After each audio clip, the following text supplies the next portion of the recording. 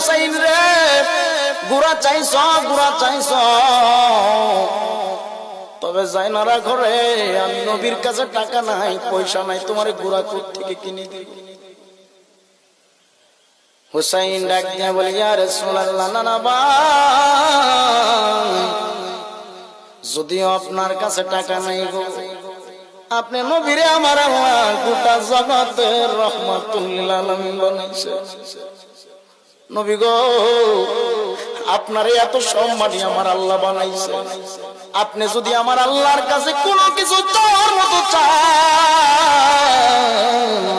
আমার আল্লাহ আপনি নবীরে খালি ফিরাইয়া দিবে না আমার নবী ডাক দিয়ে বললেন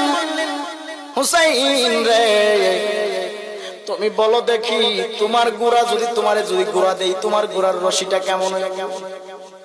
হুসাইন ডাক দিয়া বলে ও নানা ভাই আমার যে গোড়াটা আপনি দিবেন সেই গোড়াটা যেমন দামি গোড়া হবে গো আপনি আমারে যে গোড়া দিবেন সেই গোড়ার গলার রশিটাও হবে দামি